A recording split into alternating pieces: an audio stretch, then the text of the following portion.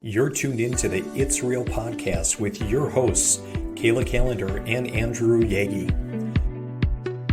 Each week, we'll talk about what happens behind the scenes working full-time in real estate and share with you real-life stories, our successes and failures as we work to help consumers and industry professionals reach their real estate and real-life goals. Here we go. It's episode 60 of the It's Real podcast. I'm Kayla Calendar, and I'm a mortgage lender.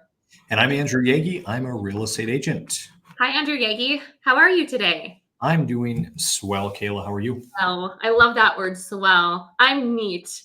You're neat. Wow. I feel like it was an underused word like yours. We'll take it.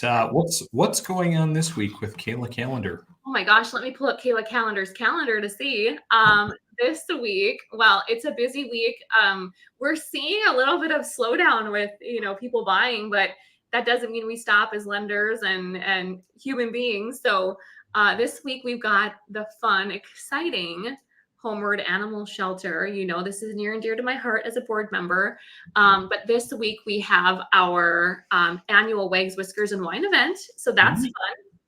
Our animal, is that like a gala of sorts? It's a gala of sorts. Yes. It's basically kind of come and go as you want. It's at the Hilton this year. Maybe there'll be some animals, but essentially all proceeds go to Homeward Animal Shelter. We are now going to be building a new facility. So we are taking all the, help we can get to do that. So it's a Mad Hatter theme, food, drinks, prizes, games, supporting the local shelter and rehoming and rescuing animals in our community. So that's on Friday. So that's exciting.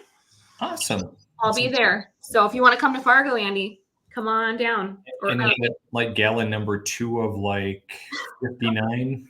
Yeah, 58. But yeah, it's gala season. Lots going on. The FM Wine and Dine is November 8th. So that's a big one too. And then I just feel like it's already going to be November soon. Like, where has this year gone? And why haven't rates come down further, right? Well, we'll get to that. And since you're the mortgage meteorologist, everybody is wanting to hear, because rates are not going in the right direction and just hit not a very good milestone according to the info I have in front of me. But I hear you. We'll get to that. But yeah, I would say that, this time of year, obviously things are getting slow and exceptionally, quiet out there in the market. But as far as fun things, I don't know that we have anything planned other than, just kind of getting into the season of life with kids that are getting very busy with activity. We don't even have time, anymore to get up to a Bison game for tailgating. Did you go to the game this last weekend? Are you still a trusty Bison fan or not really? Once a Bison, always a Bison, right? Like that's just in our blood. But we've been at the lake so much. It's just so beautiful. And the weather's been great. The dogs can get out and play. And I don't know if you get to the lake much in the fall, Andy, but this time of year, what I love is that the water is still warmer and the air is so crisp and cold that it creates this like steam and fog. And it's just so quiet and beautiful. You just want to get out there. So no Bison games this year for me, but cheering from afar. But if I'm home in Fargo, I will attend them for sure. We were just talking over the weekend. We made it out to Otter Tail Lake. My grandpa on my mom's side, he celebrated 85 years. So we celebrated his birthday. And complete with a fireball shot. He's big into the fireball. So we had a great time out there, and picked up some last minute outdoor furniture pieces. But you're right, it was really, really a beautiful weekend and nice to get together with family. In fact, I there's kind of a housing tie into this. So my mom had kind of a sheet printed off back in 1939 when he was born. And so back in 1939, 85 years ago, Kayla, do you know what a new house sold for? Oh my gosh. I'm going to be so wrong. Gosh, I want to say like $2,000, but maybe that's going to be super small. I have no idea. You're close. $4,000 for a new house. Wow. Isn't that nuts? Average annual income per year? $500. $1,730. So they had kind of this sheet that showed, like a new car, $750. A gallon of gas was 10 cents, 3 cents for a stamp.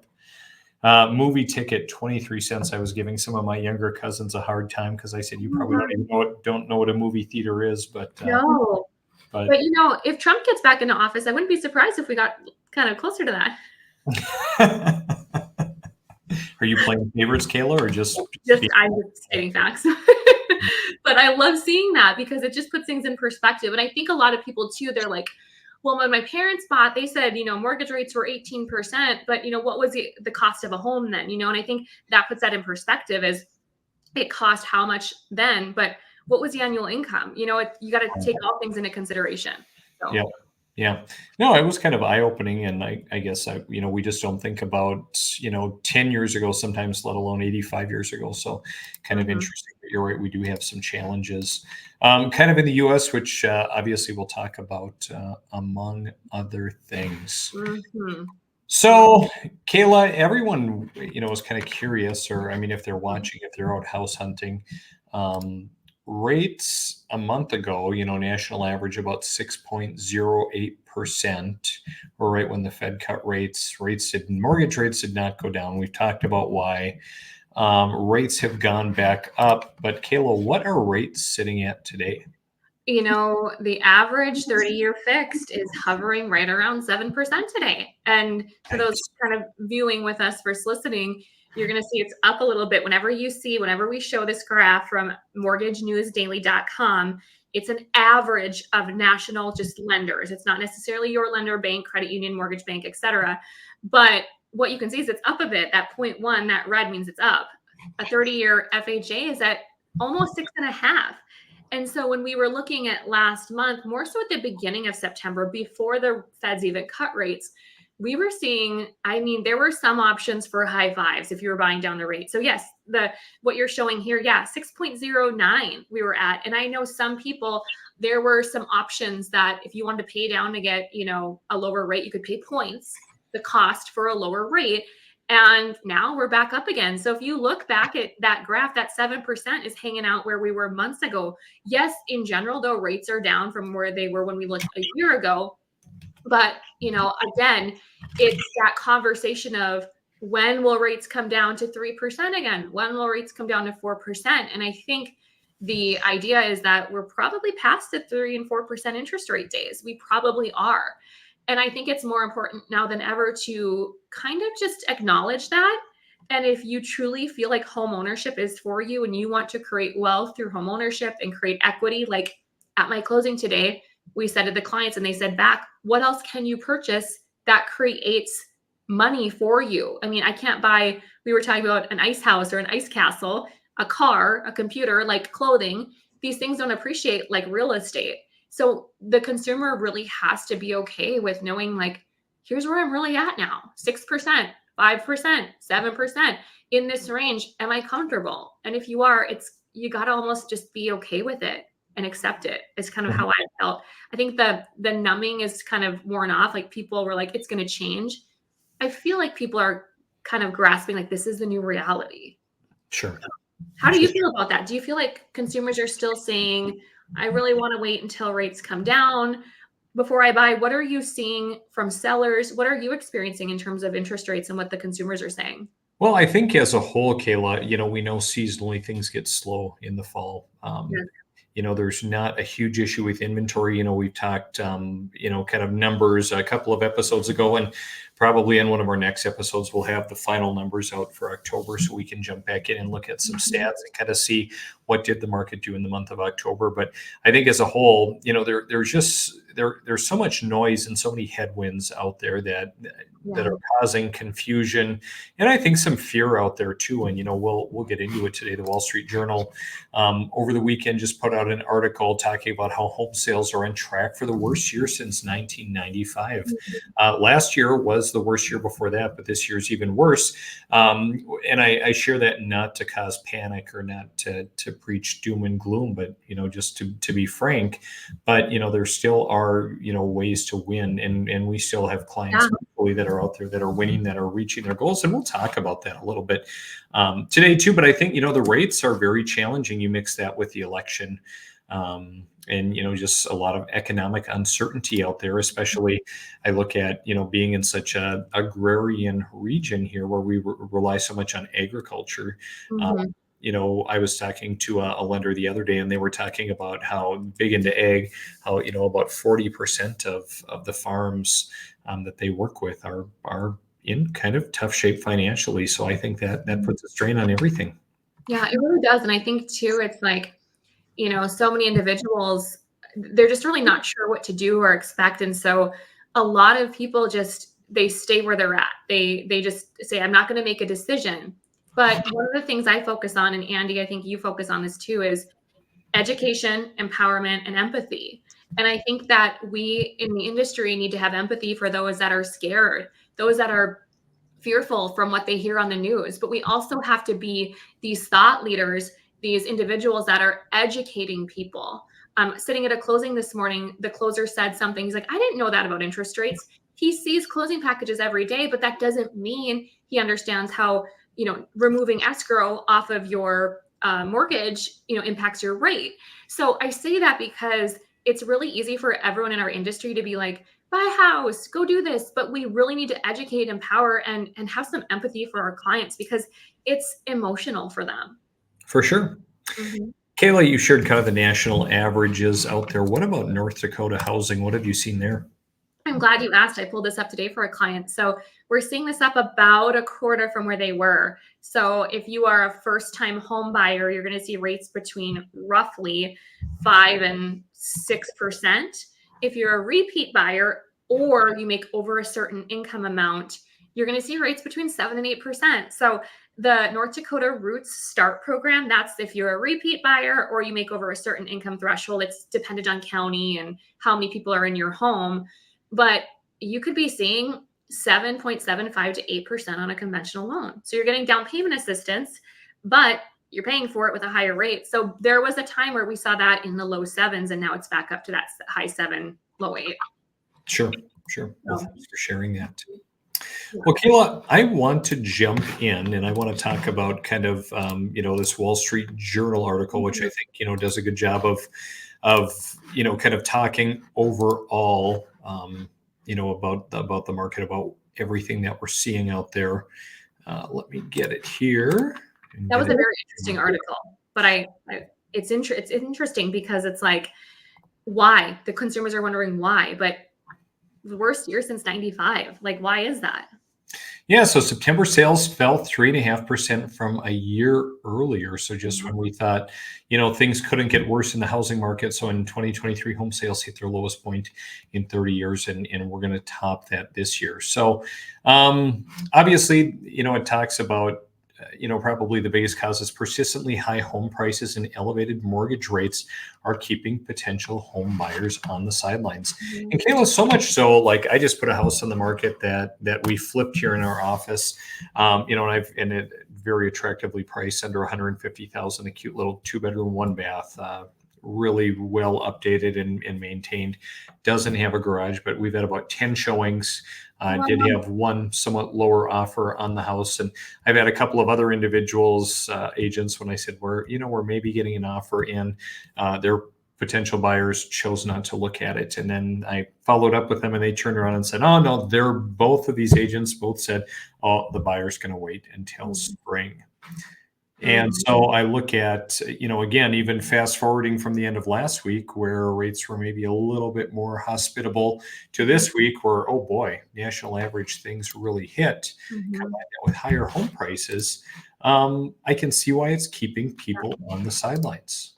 And it's the devil, right? Like they might not be interested in keeping, their apartment, and they might hate their upstairs neighbor's sounds, and they might have a dog. Like it's the devil they know. And so that's what they choose because it's that certainty. And I see that a lot, and I don't blame clients at all. I'm the same way with many things in my life. It's the devil, but a lot of individuals, I think, are doing that because they're like, well, my payment will be lower. It'll be more affordable.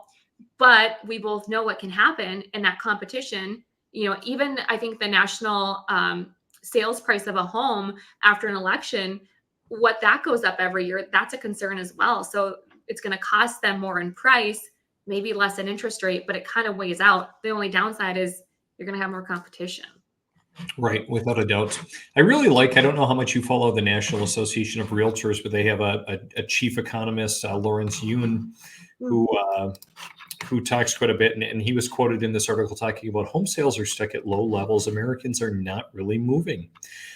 He said he forecasts that existing home sales for 2024 as a whole could match or be slightly below last year's level. And I think, we're seeing that in what we've seen so far and the graph up above.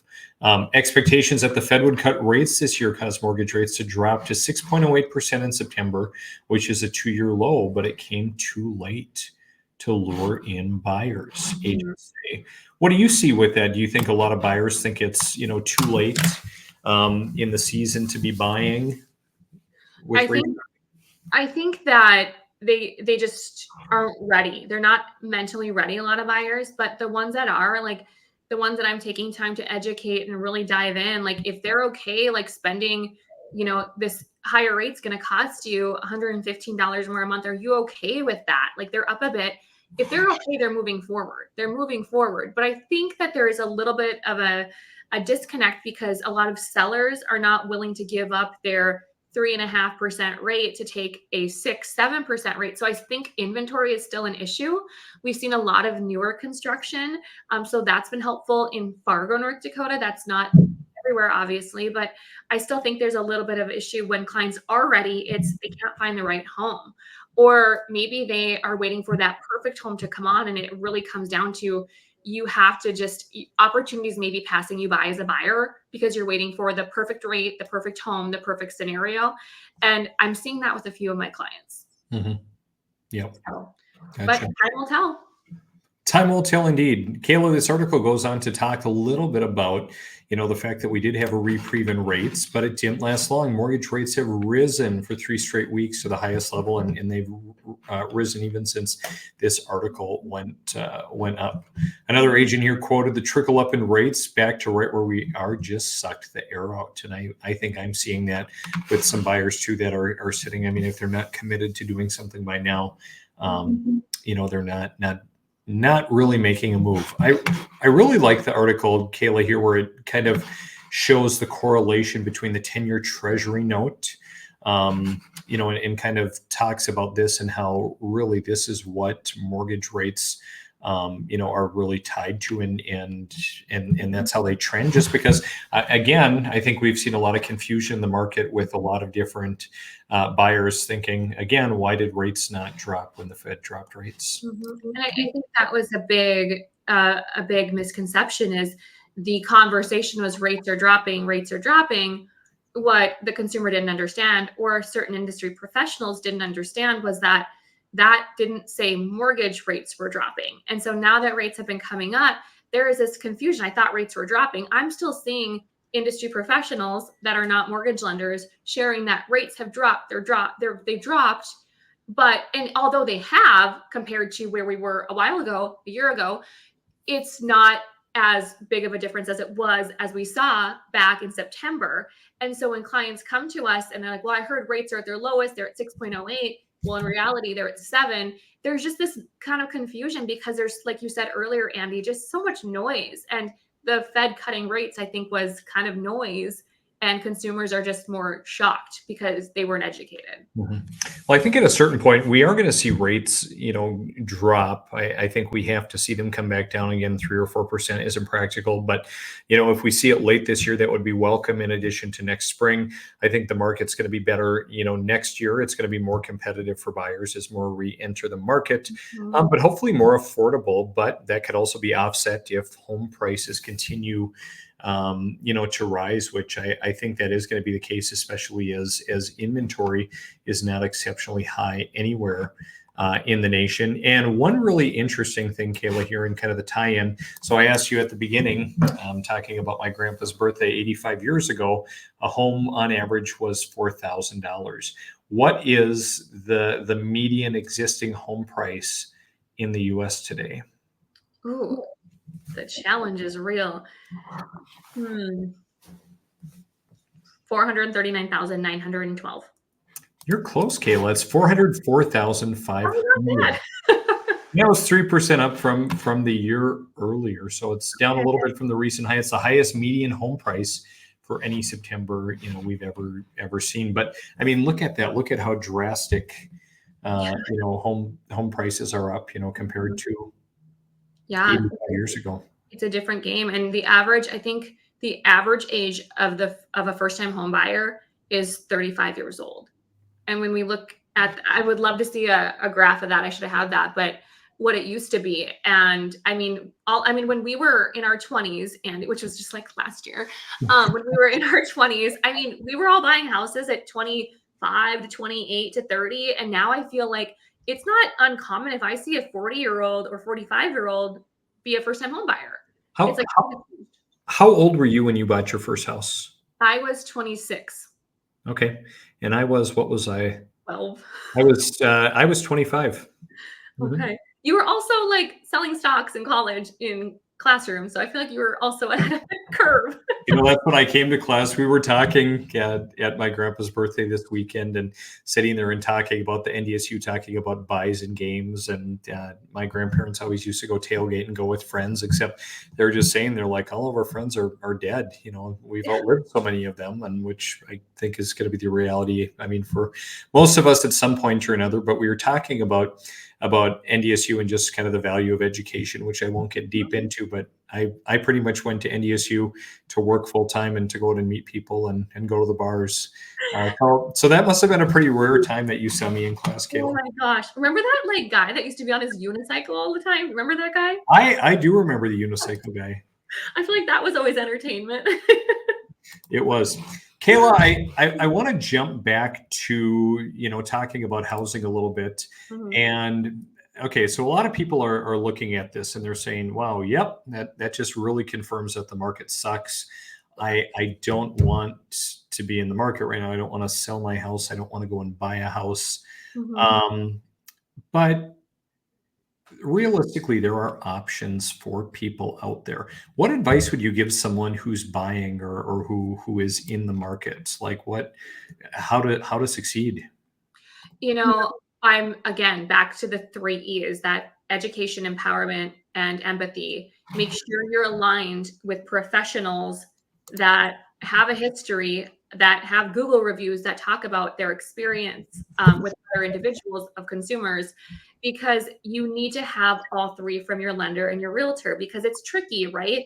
There's so much noise, like we talked about. So having in-depth conversations, you should not be getting a loan estimate from a lender without talking to them about your goals and how much down you can have. And like we talk about with these rates, there's different levels of income based on the program you qualify for. So make the time as a buyer, especially a buyer, make the time to be educated and to absorb the information. And hopefully your team of realtor lender partners also empowering you and sharing the good parts about owning.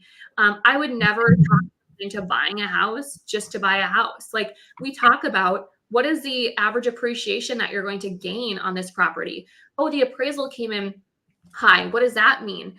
The ability to use your this new asset as, future, to maybe do a HELOC or to take out the money and roll it into an investment. Like education, empowerment, and empathy, knowing that the consumers, you shouldn't know everything. That's where you have your team of professionals. So I would just say align yourself with those right people, be willing to be educated, feel empowered, and make sure that there's like this sense of empathy with your partners, because you shouldn't know it all. And also, one other thing is, when you see an interest rate, ask, what is that going to cost me?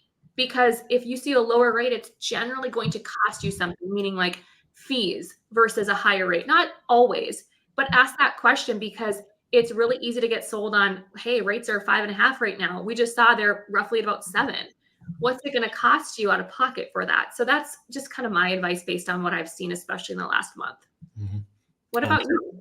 Well, I think if you're in the market to buy right now, the advice that I would give you is that, well, number one, it's got to make sense. Like Mhm. if you don't have to move, don't move. But if it makes sense and it's something you want to do, absolutely do it. And the reasons being is that we're seeing buyers get some pretty awesome deals, being able to negotiate, a fair amount off of list price or perhaps some concessions, really favorable terms. So I think Mhm. those are all huge positives for those that are looking to buy. Also, the fact that because not a lot of buyers are out, there's not as much competition. If Mhm. you're looking to sell your house, obviously I would say sell your house if it makes sense, if it's going to help you reach your goals, if you're looking to relocate.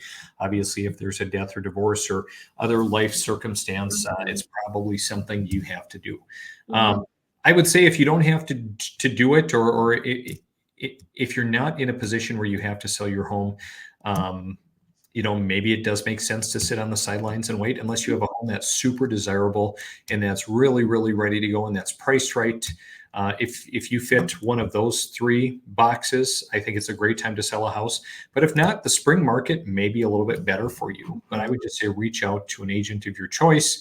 And even if you do have to turn around and buy, visit with a lender as well, and just kind of talk scenarios, because I think it can work out favorably whether you're looking to buy or sell, provided you have good guidance and you approach the market with a practical mindset. Well, I think conversations don't cost you anything but some time. And if you're not willing to invest in time for one of your biggest purchases or sales, then that's where you may get hurt as a consumer. Is take the time, just have the conversations, and the right team that you align yourself with will have as many conversations as possible to make you feel comfortable.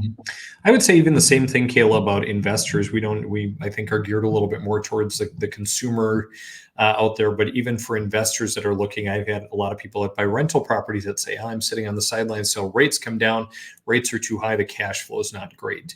And I would encourage those individuals to look at it through the glass of dollar cost averaging, meaning that, hey, I might have, a property over here at 4%. And, maybe I'm over here looking at one and it's going to cost me 6%, let's average that. And we've got a 5% average, just use easy numbers. Yeah. And so looking at it through that, and again, keeping your eye on the price of the long-term capital appreciation is really it's huge. It's important. And just knowing your numbers and how it impacts you, that's incredibly important. Speaking of numbers, Kayla, I would, we've talked about it a little bit in past episodes, and it kind of jogged my memory as I was talking to a banker friend of mine on Friday, just in passing, about rates and the housing market overall, and just consumer debt, and just how we're seeing a lot more consumer debt. And like we talked last time, we've seen a lot of people who don't want to give up that low rate, even though they may be drowning or have significant consumer debt in the form of credit cards, vehicle loans, and the like. And I had talked to this particular lender, and he had said, people just do not seem to be bothered by the rates on some of this debt. But, when it comes to mortgage rates, they just are very unwilling to give up that low rate. So I want you to talk on that just a little bit. Isn't it funny? Like, you don't see a lot of people like media headlines talking about interest rates on credit cards. It's all, I feel like, driven by the media. But here's an example of somebody that I spoke to. This is what's called a blended rate calculator. So these clients came to me and they said, hey, can we do a HELOC or can we refi? We don't want to get rid of our, as you see on debt 8, the very bottom there, we don't want to get rid of our 3.5% rate. That seems just silly. Why would we do that? So I had them send me all of their debt. We didn't pull credit or do an application. I just said, just tell me, what is your debt that you have, the interest rate, and your balance and monthly payment. So I plugged in all of their numbers. As you can see here, look at these interest rates, Andy: 23, 21, 20, 27, 24, 22. Then there's a 3.99 with a small 1,800, and then their mortgage at 3.5. Their blended rate is 6.846. All of their equity is tied up in their house. So what can we do? So I did the math for them, and I said, okay, if we were to do a refinance and we basically took out money from, your equity, if we plugged that in, we were saving them about $1,000 roughly or more in monthly cash flow. Now, depending how much they wanted to do, if they want to keep some in their pocket, I mean, essentially they're paying $46.86 in a monthly payment, right? If I plug that same $378,296, the amount that they owe, in a 30-year fixed, their payment was actually a little bit more than that. It was about $2,500. So we're saving people money by putting them in a 30-year fixed. Yeah, we don't have 3.5% today, but if we plug them in at 6.875, those shorter term debts, I mean, we're seeing people in car loans at 4-year car loans at 24%, and they're not batting an eye. And so they're looking at their cash flow. And again, it comes down to that education piece. These clients are going to save a ton of money because I'm going to likely refinance them, take the equity, the cash out, pay off all of that high interest debt. They're going to have a higher house payment than they do, but their cash flow is going to be so much lower because they're getting rid of that higher debt. That's just never talked about. And why isn't it, I think back to my lending experiences, and most mortgage lenders seem to be more, along the lines of an order taker, and, well, this is what I want and just give it to me. And how is the consumer really supposed to be knowledgeable? Which, again, going back even to your agent example earlier, where, a local agent came to you and said, hey, I just need a pre-qualification, or I just need an estimate for this particular client. How can, it almost seems like malpractice without looking at the full picture. I love what you say. Prescription without diagnosis is malpractice. And that's the thing, is like, I don't know where we lost people in that it's click a button, get a mortgage. This is the biggest purchase or sale that you will ever have. And I did a reel the other day, you probably saw it. I'm like, you wouldn't go to your doctor and just, a doctor would say, hey, I'm going to prescribe you this without them asking any questions. I had a really bad back issue last week. I went to the doctor and I was asked like 87 questions. They ask the questions so that they can best diagnose and prescribe me, right? So yes, that's your health. But when it comes to the biggest purchase of your life, the where you live and where you have most of your memories and where most of your cash is tied up, why aren't consumers taking the time to ask questions and be asked questions? Why are you taking a rate from a lender and a payment from a lender when they didn't ask, what are you comfortable putting down? Do you want down payment assistance? Well, let's do an application to make sure you're qualified for that program. And so to me, I don't know where we got lost with consumers just, going online. I really do think that there's just been a lot of advertisements, media, et cetera, saying, hey, here's the rates and get pre-approved fast. But we industry professionals need to all be on the same page that the more time that you take to understand the process, the better the result that you will have. What do you think about that, Andy? Yeah, no, I think it's right on. Obviously we have a lot of conversations with consumers when they're selling, also when they're buying, except we don't get very deep into the financial side just because it's not our wheelhouse. Mm-hmm. And I can't prescribe anything for that. I can refer people to good, competent, lenders or other professionals for, a varying number of services. But yeah, no, I think it's great. I think it's spot on. And I hope that there are some individuals that see this and are like, wow, like this would solve a lot of my problems if I could, pay off all of this other high interest debt. And yep, it's going to raise my mortgage rate. But really, I can see the forest through the trees. And I know that this is going to be a positive for my long-term financial future. Well, and I think about it too, from a realtor side, it's like, you're not going to send listings to somebody that needs, 4 bedrooms and 3 bathrooms in this neighborhood. You're going to ask the questions like, what do you need? What do you want? What are your 5 big things? Like a realtor shouldn't be sending just random listings to Kayla in Fargo for Fergus Falls, right? Like, you're going to do your due diligence as a realtor, and same with an insurance agent. They should be asking the questions too. Like, do you want to combine autos? What kind of coverage do you want? Like, everything that costs money or takes time or is a big asset or investment, we really have to slow down as professionals and as consumers to understand our options. Mm-hmm. For sure. Well, Kayla, I think that's a lot of great information, a little bit of doom and gloom, and hopefully a little bit of hope for everybody out there who is in the market or maybe will be in the market, if not this fall, next year, next spring. And as always, if anybody out there is seeing this and this resonates, feel free to reach out to either of us. We would love to chat more with you. We would. Keep us posted. So, well, Kayla, I think that puts a wrap on episode 60. So great connecting as always, and have a great week. I will if you will. See ya. Bye.